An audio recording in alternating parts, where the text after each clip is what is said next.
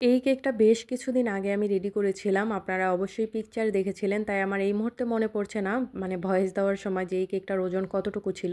তবে কেক দেখেই আমি বলে দিতে পারবো যে এই কেকটা আমি ৬ ইঞ্চি মোল্ডে বেক করে নিয়েছিলাম এবং ১০ ইঞ্চি বোর্ড আমি এখানে ইউজ করেছি। এই কেকটা যে কোথায় ডেলিভারি দিয়েছিলাম এটাও আমার এই মুহূর্তে মনে পড়ছে না। হয়তোবা দূরে কোথাও ছিল যার জন্য আরকি বোর্ডটা আমি অনেক বড় নিয়েছি। তো এই কেকটাকে আমি ক্রিম দিয়ে আরকি ক্রাম কোট করে ফ্রিজে রেখেছিলাম। তার উপরে এই যে এই কালারটাই আমি এনেছিলাম। সাদা ক্রিমের মধ্যে সামান্য পরিমাণ ইয়েলো কালার দিয়ে বাটার ক্রিমের মতো মানে হালকা ইয়েলো একটা কালার নিয়ে এসে ক্রিম দিয়ে কভার করে দিলাম। দেন স্ক্রাপার দিয়ে আমি কেকটাকে ফিনিশিং করে দিচ্ছি। এটা না একটা ভিনটেজ কেকের মতো হবে। তো উপরে আমি সুন্দর মতো স্মুথ ফিনিশিং দিচ্ছি। এই কাজগুলো একটু আলতো হাতে মানে আস্তে, আস্তেই করতে হয়। এগুলো আসলে তাড়াহুড়ার কাজ না।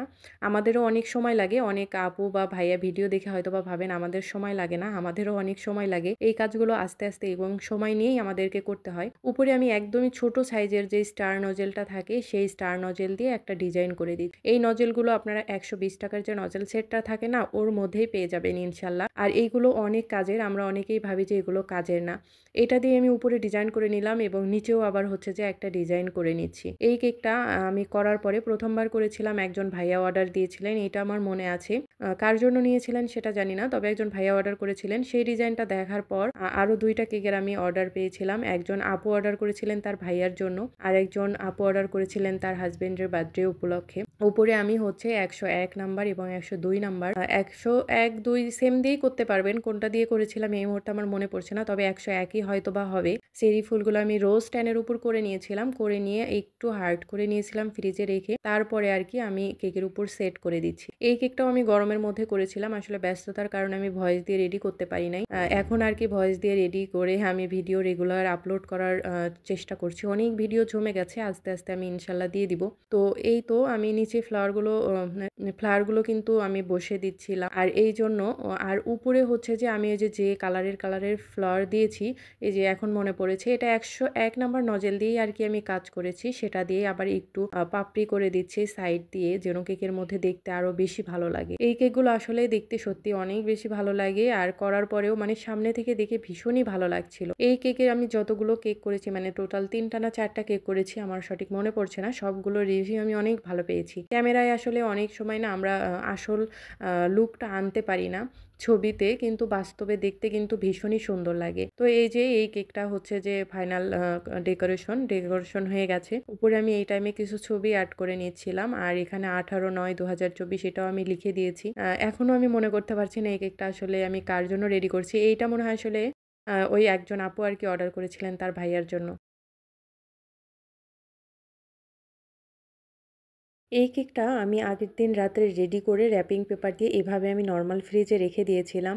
তো এমার্জেন্সিতে অর্ডার আসার কারণে এটা আমি যার জন্য রেডি করেছিলাম তাকে আর দিতে পারি নাই। এমার্জেন্সিতে একটা অর্ডার চলে আসে। তো তার জন্য আরকি এই কেকটা আমার রেডি করতে হয়। তো কেকটাকে আমি ফ্রিজ থেকে বের করে সাথে, সাথে ৩ টা লেয়ার র‍্যাপিং পেপারটা খুলেই ৩ টা লেয়ারে কাট করে নেই। এখানে আমি কেকটাকে বেক করেছি ৬ ইঞ্চি মোল্ডে আর বোর্ড নিয়েছি ৮ ইঞ্চি। সামান্য পরিমাণ ক্রিম বোর্ডের উপর দিয়ে কেকের একটা লেয়ার বসিয়ে দিয়ে হাত দিয়ে একটু চেপে সেট করে নিলাম। তার উপরে আমি দিয়ে দিয়েছি সুগার সিরাপ এবং অল্প পরিমাণ ক্রিম দিয়ে ক্রিমটাকে প্যালেট নাইফের সাহায্যেই ফিনিশিং দিয়ে দিচ্ছি। এখানে একদমই স্মুথ ফিনিশিং এর কোনো দরকার নাই। জাস্ট ক্রিমটা সব দিকেই যেন সমান থাকে সেদিকে খেয়াল করেই উপরে আরো একটা লেয়ার বসিয়ে দিয়ে অল্প একটু ক্রিম দিলাম। উপরে যেহেতু ক্রিম থাকবে আর আমি যার জন্য এই কেকটা রেডি করছিলাম তিনি একটু ক্রিম বেশিই পছন্দ করেন, আমাকে বলে দিয়েছিলেন। তো এই যে আমি উপরের একদম লাস্টের যে লেয়ারটা সেটা হচ্ছে একদম উপরে দিয়ে অল্প একটু ক্রিম দিয়ে ক্রাম কোট করে নিচ্ছি। আপনি কেকের সুন্দর স্মুথ ফিনিশিং পাওয়ার জন্য অবশ্যই প্রথমেই কেকটাকে ক্রাম কোট করে নিবেন। তারপর ফ্রিজে সেট করে নিবেন ৫ থেকে ১০ মিনিটের জন্য। তারপরে উপরে যে কোনো কালার ক্রিম দিয়ে এইভাবে আপনি নজেলের সাহায্যে কোট করে নিবেন। তার উপরে আপনি ফিনিশিং দিবেন, দেখবেন খুবই অল্প সময় লাগবে এবং সব দিকে ক্রিমটা সমানভাবেই যাবে। এটা নতুন পুরাতন বলে আসলে কোনো কথা নাই। যারাই করবে সময়ও বেঁচে যাবে এবং খুবই অল্প সময়ের মধ্যে দেখবেন সুন্দর একটা ফিনিশিং চলে আসবে। এই যে আমি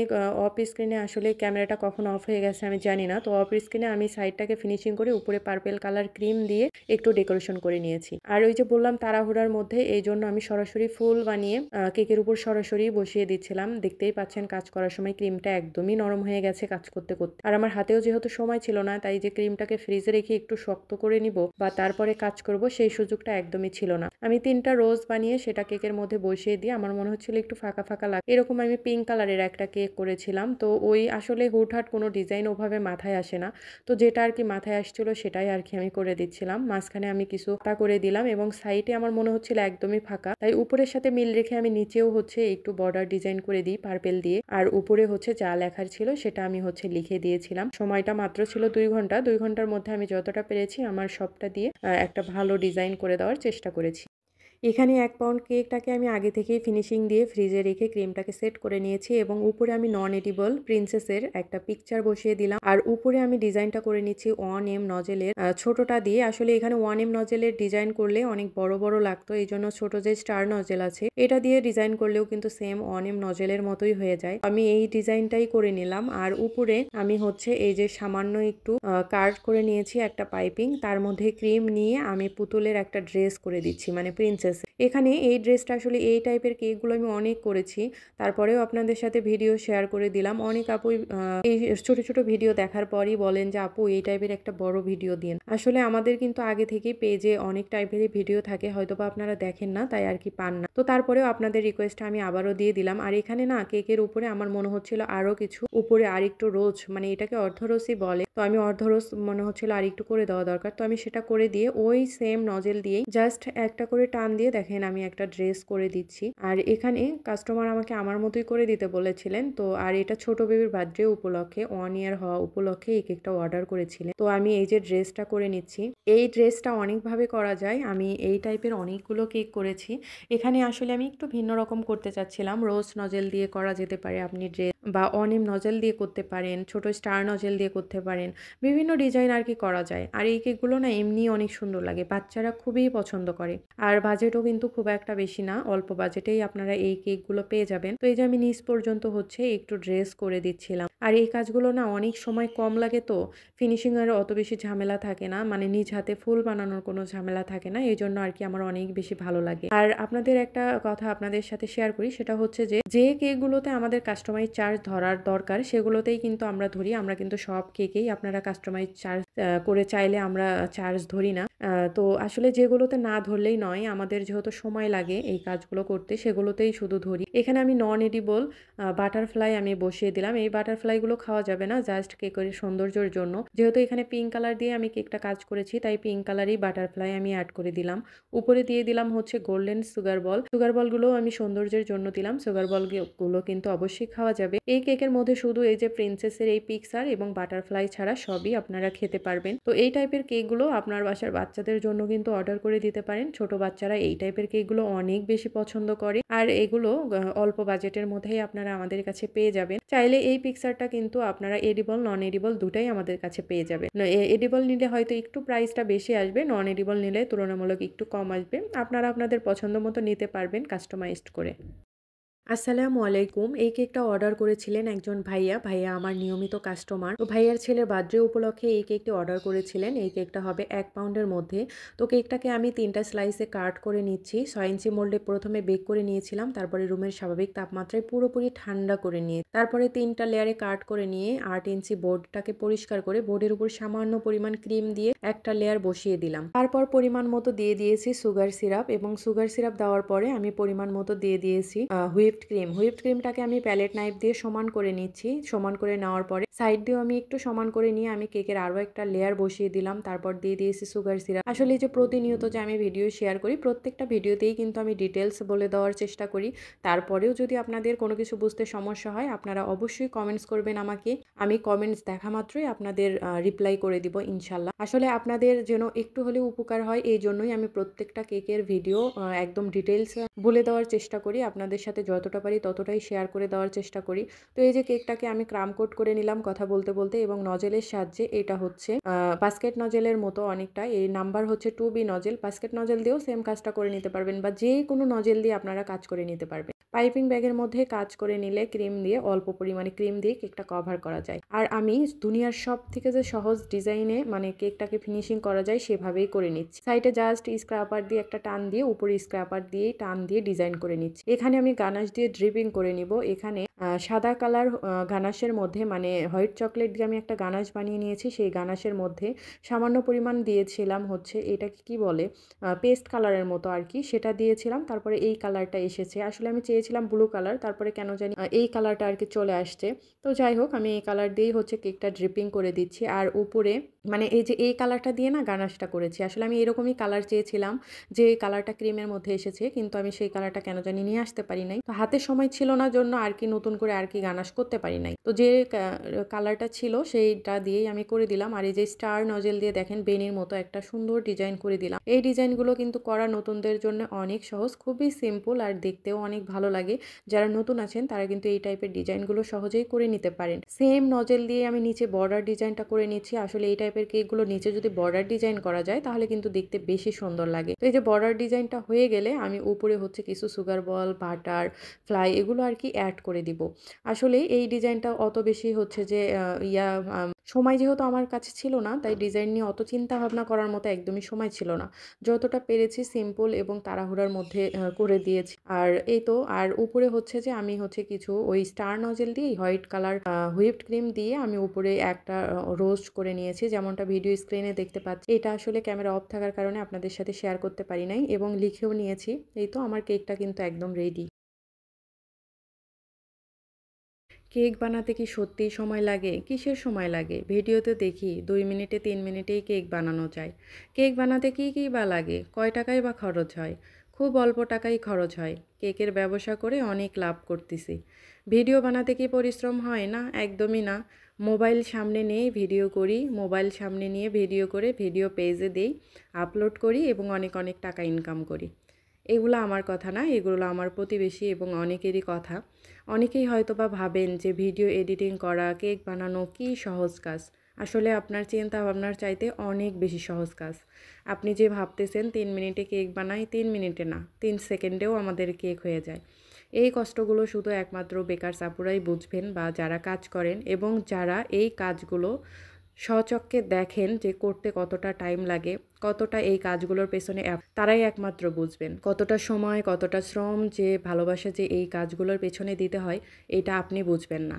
আপনি কি বুঝবেন? কারণ আপনি এতটুকুই বুঝবেন, আপনি ফোনে দেখবেন এবং এখানে কমেন্টস করবেন না, আপনি কমেন্টস করবেন হচ্ছে অন্য জায়গায়।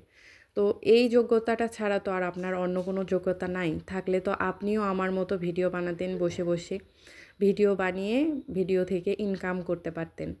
কিন্তু ওই যে দুঃখের বিষয় একটাই, আমার যোগ্যতা নাই, তাই আমি ঘরে বসে বসে ভিডিও বানাই, কেক বানাই, কেক সেল করি। আপনার যোগ্যতা আছে, এজন্য আপনি আমার ভিডিও দেখে দেখে এখানে ওখানে কমেন্টস করেন। আসলে এই যে দেখেন, এই যে একটা ভিডিও, একটা না 10টা ভিডিও এডিট করে এই ভিডিওটা ভয়েস দেওয়ার সময় আর আমার কথাই বেরোচ্ছে না। গলা এত ব্যথা হইছে, মানে কি বলবো? কিন্তু সময়ও পাই না, মানে ঠিকঠাক মতো সময়ও পাই না। আর এই ভিডিওটা আমি খুব একটা এডিটও করব না। যেভাবে কথা বলতেছি এভাবেই হচ্ছে যে আমি ভিডিওটা আপনাদের সাথে আপলোড করে দিব। এই ভিডিওটা যদি একটু ভালোভাবে দেখেন তাহলে বুঝতে পারবেন যে একটা ভিডিও বানাতে এবং ভিডিওতে ভয়েস দিতে, ভয়েসের নয়েজ রিমুভ করতে, মানে ভয়েসটাও এডিট করতে কী পরিমাণ টাইম লাগে। আপনাদের বলেও তো লাভ নাই, আপনারা বুঝবেন না। তবুও আর কি আমি আজকের ভিডিওটা যেভাবে করছি এভাবেই আপলোড করে দিব। আর হচ্ছে কি বলবো, পারলে মানুষকে হচ্ছে একটু উৎসাহ দিবেন ভালো কাজের জন্য, না পারলে চুপ থাকবেন। এই যে দেখেন আমি কথা বলতেছি, সাইডে কিন্তু আমার পাখিগুলা চিল্লাচিল্লি করতেছে। তো সবসময় চাইলেও কিন্তু আমি ভিডিওতে ভয়েস দিতে পারি না। আমাকে একটা নির্দিষ্ট টাইম মেইনটেইন করে ভিডিও বানাতে হয়, ভয়েস দিতে হয়, যেহেতু আমার ছোট বেবি। এই সব কিছুর মধ্যে থেকেও আমি ঘরে বসে কিছু করতে পারছি। হ্যাঁ, একজনকে নিয়ে বাজে কমেন্টস করার আগে চিন্তা করবেন যে আপনার যোগ্যতা কতটুকু। এটা কিন্তু মানুষ বোঝে, যার যোগ্যতা যতটুকু তার মন্তব্য ঠিক ততটুকুই হবে। আমাকে হিংসা করে লাভ নাই, পারলে হচ্ছে কিছু করে দেখান। আসলে আমার কিছু ভালোবাসার মানুষের সাথে সাথে আমার পেজে কিছু আমার হেটার্সও আছে, যারা এখানে কমেন্টস করে না, কমেন্টস করে অন্য জায়গায়, ভিডিওগুলো দেখে এখানে। তো তাদের জন্য আসলে মন থেকে অনেক অনেক দোয়া। আল্লাহ তাদের হেদায়েত করুক। আমার নাকি অনেক অহংকার, আমি তাদেরকে সময় দেই না, খোঁজ খবর নেই না, কথা বলি না। তো এত সময় আমার হাতে, আমি বসে বসে থাকি, তবু কেন তাদের খোঁজ নেই না। আমার করা প্রথম ফায়ার কেক ডেকোরেশন কিভাবে করলাম সবকিছুই আপনাদের সাথে ডিটেইলসে শেয়ার করব। তো আমার করা এই কেকটা ছিল 2 পাউন্ডের মধ্যে। তো আমি 6 ইঞ্চি মোল্ডে 2টা কেক বেক করে নিয়েছিলাম 1 পাউন্ড 1 পাউন্ড করে। কেকটা ঠান্ডা হওয়ার পর সমানভাবে লেয়ার করে নিয়েছি, প্রত্যেকটা কেক থেকে 3টা লেয়ার করে নিয়েছি। কেকটা হবে একটু উঁচুর মধ্যে। তো কেকের প্রত্যেকটা লেয়ার দিয়ে দিব এবং সুগার সিরাপ, হুইপ ক্রিম এবং দিয়ে দিব স্পেশাল চকলেট গানাশ। এই গানাশটা কিন্তু ভ্যানিলা কেকের টেস্ট বহুগুণ বাড়িয়ে দেয়। তো এভাবেই আমি প্রত্যেকটা লেয়ার দিব, সুগার সিরাপ দিব, হুইপ ক্রিম দিব এবং স্পেশাল চকলেট গানাশটা দিয়ে আমি কেকটাকে পুরো কমপ্লিট করে নিব। কেকটাকে আমি করতে যে সমস্যাগুলো ফেস করেছিলাম এবং কিভাবে করলে আপনারা খুব সহজেই আপনারা সুন্দরভাবে করতে পারবেন সেই টিপসগুলো কিন্তু থাকবে আজকের ভিডিওতে। আমি আমার প্রত্যেকটা ভিডিওতেই আমি করতে যে সমস্যাগুলো পড়ি এবং কিভাবে সেই সমস্যা থেকে সমাধান খুঁজে বের করি সেটা কিন্তু আপনাদের সাথে শেয়ার করি, যেন আপনারা এই কাজগুলো করতে যেয়ে আমার মতো সেম সমস্যায় না পড়তে হয়। তো এই তো কেকটাকে ক্রাম কোট করে আমি ফ্রিজে রেখে দিয়েছিলাম 20 মিনিটের জন্য। তারপরে কেকটাকে ফ্রিজ থেকে বের করে আমি পাইপিং ব্যাগের মধ্যে নজেল নিয়েছি, এটাকে হচ্ছে গ্যাসকেট নজেল বলে। তো সেই নজেলের সাহায্যে আমি ক্রিম দিয়ে কেকটাকে প্রথমে কভার করে নিয়েছি, তারপরে আমি কেকটাকে ফিনিশিং দিয়ে দিচ্ছি। নতুনরা অবশ্যই কেকটাকে সুন্দর মতো ফিনিশিং দেওয়ার জন্য প্রথমে ক্রাম কোট করে ফ্রিজে সেট করে নেবেন। আপনি যদি কেকটাকে ফ্রিজে সেট করে নেন এবং পাইপিং ব্যাগের সাহায্যে ক্রিম দেন তাহলে দেখবেন যে ফিনিশিং দিতে অনেক বেশি সময়ও লাগবে না, সব দিকে ক্রিম সমান থাকায় খুব সহজেই আপনি ফিনিশিং দিতে পারবেন। এখানে ভিডিও স্ক্রিনে দেখতে পাচ্ছেন যে আমি গাঢ় কালারের ক্রিম দিয়ে ফিনিশিং করে নিলাম। প্রথমে আমি কিন্তু সাদা কালার ক্রিম দিয়েই কাজ করেছি, কারণ প্রথমেই যদি আমি এত বেশি গাঢ় কালার দিতাম, কাস্টমার যদি 1-2 দিন কেকটা রেখে দিয়ে খেতে চায় তাহলে ক্রিমের টেস্টটা নষ্ট হয়ে যেতে পারে। তো উপরে আর আমি স্মুথ ফিনিশিং সেরকমভাবে করে দিচ্ছি না, কারণ উপরে আমার এই ফিনিশিংটা দিলেই চলবে। উপরে থাকবে পিকচার, এই যে আমি পিকচারটা বসিয়ে দিলাম। উপরে আমি 6B নজেল দিয়ে ডিজাইন করে নিব, আর এই ডিজাইনটা একটু অবশ্য উঁচু হতে হবে যেহেতু উপরে আমি ফায়ার পেপার দিব। আর ফায়ার পেপারটা আমি কি দিয়ে বানিয়েছি সেটাও বলে দিচ্ছি। এইটা যে নর্মাল যে বেকিং পেপারটা হয় সেটা, বা এটা অয়েল পেপারও বলে, লাইব্রেরিতেই আপনারা পেয়ে যাবেন। এগুলো কেক বেকিং এর সময় মোল্ডে দেওয়া হয়। তো এইটাতেই হচ্ছে আমি এডিবল পেন দিয়ে একটু আঁকাআঁকি করে নিয়েছি বা কিছু লিখে নিয়েছি, কাস্টমার আমাকে যেমনটা বলেছিলেন। পেপারটা বসিয়ে দেওয়ার পর পেপারটার সাইডটা যেন ঢেকে থাকে এই জন্য উপরে আমি ছোট্ট স্টার নজেল দিয়ে ডিজাইন করে দিলাম। আসলে এই পুরো ডিজাইনটাই হচ্ছে কাস্টমারের মনের মতো ছিল। কাস্টমার আমাকে বলে দিয়েছিলেন, রেফারেন্স পিক ছিল যে এভাবেই যেন আমি কাজটা করি। কিছু রেফারেন্স পিক থেকে নেওয়া ছিল, কিছু আপু বলে দিয়েছিলেন, সেভাবেই হচ্ছে যে আমি ডিজাইনটা করেছিলাম। আর এই ডিজাইনটা ক্যামেরায় কতটুকু বোঝা যাচ্ছে আমি জানি না, সত্যি অনেক ভালো লাগছিল। এটাই ছিল আমার প্রথম করা ফায়ার কেক। তো তবে আপনারা যখন এই কেকটা করবেন অবশ্যই খেয়াল রাখবেন এই পেপার বসিয়ে আর ফ্রিজে রাখবেন না, সাথে সাথে ডেলিভারি দিয়ে দিবেন। কারণ ফ্রিজে যদি রাখেন পেপারটা একটু যদি ভিজে যায় তখন কিন্তু আর ঠিকঠাক ফায়ারিং হবে না। তো কাস্টমারকে দেওয়ার আগ মুহূর্তে আপনারা হচ্ছে এই পেপারটা বসিয়ে দিতে পারেন, আর বাকি কাজগুলো আপনারা আগে থেকেই করে রাখবেন। এই যে কেকটা দেখতে পাচ্ছেন এই কেকটাকে আমি 5.5 ইঞ্চি মোল্ডে বেক করে নিয়েছি। কেকটার ওজন একদম রেডি করার পর হতে হবে 300 গ্রামের উপরে। আসলে কেকটার ওজন এবং ডিজাইনের উপরই নির্ভর করে কয় ইঞ্চি মোল্ডে বেক করব সেটা ঠিক করা হয়। এই কেকটার ডিজাইনের জন্যই আমি 5.5 ইঞ্চি মোল্ডে বেক করেছি, না হলে আমি 5 ইঞ্চি মোল্ডে বেক করতাম যদি একটু উঁচুর মধ্যে চাইতাম। তো এটা ডিজাইনের উপরই আসলে নির্ভর করে। অনেকেই জানতে চান আপু কত ইঞ্চি মোল্ডে বেক করেছেন, কয় পাউন্ড কত ইঞ্চি মোল্ডে দিব।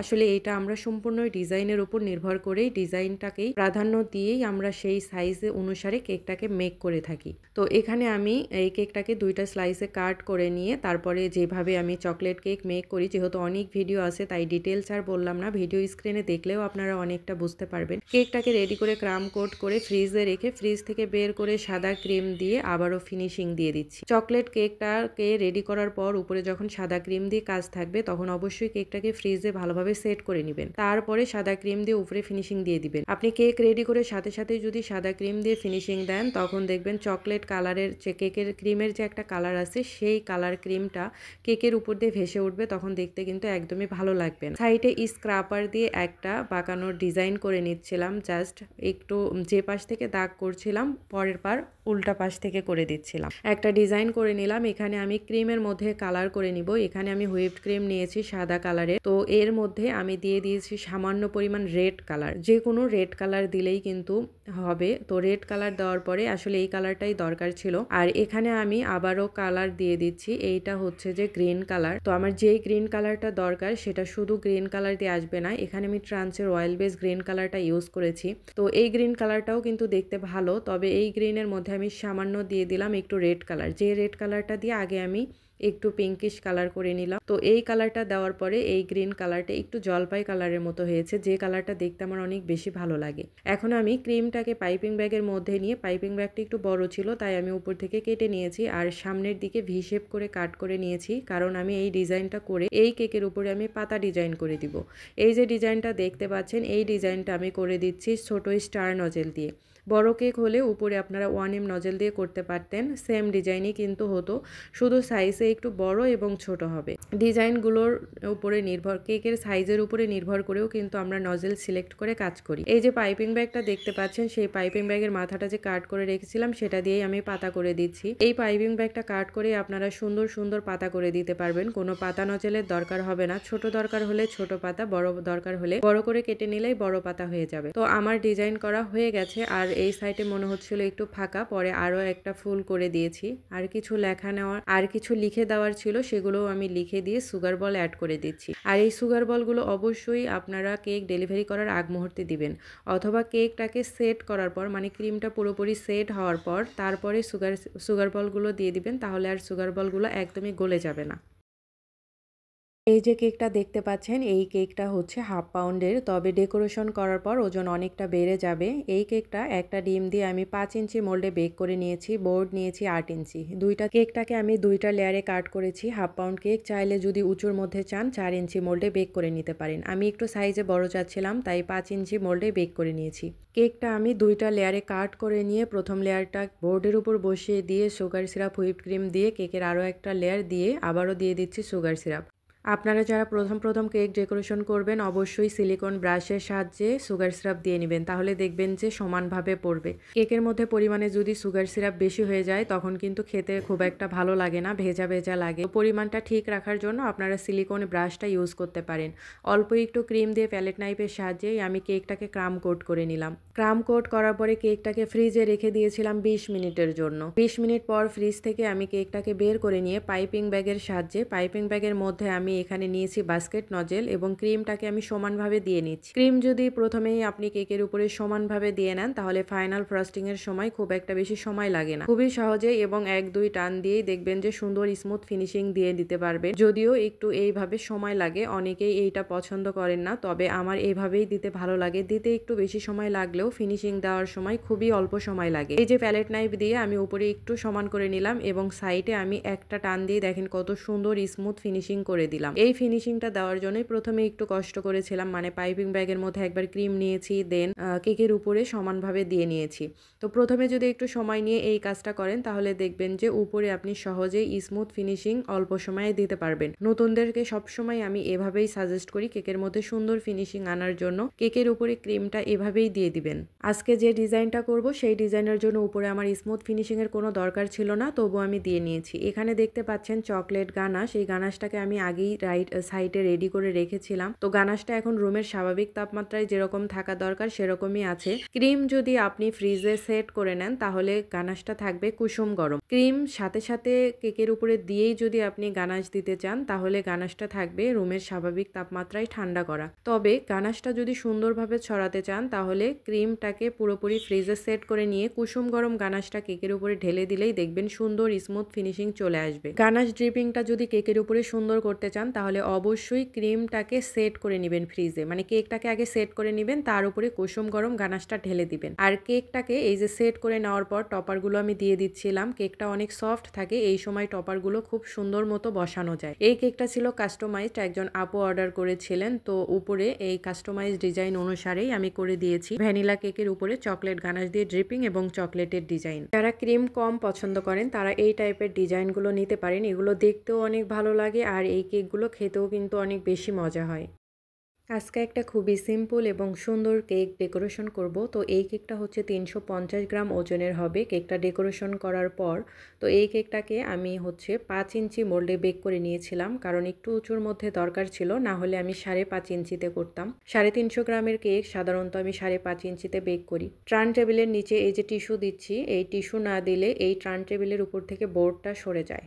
অনেকেই এই প্রবলেমটাতে পড়েন। টিস্যু বা যে কোনো সুতি কাপড় কিন্তু আপনারা বোর্ডের নিচে দিয়ে নেবেন, তাহলে আর কাজ করার সময় বোর্ডটা বারবার টার্ন টেবিল থেকে সরে যাবে না। তো যাই হোক, কেক বোর্ডটাকে আমি ক্লিন করে নিয়ে কেক বোর্ডের উপর একটা কেকের লেয়ার দিয়ে উপরে সুগার সিরাপ, হুইপড ক্রিম দিয়ে আমি দিয়ে দিচ্ছি চকলেট গানাশ। শীতের দিন তাই চকলেট গানাশটা জমে গেছে। গানাশ বানাতে বানাতেই দেখা যায় পাশে রেখে কাজ করতে করতেই জমে যায়।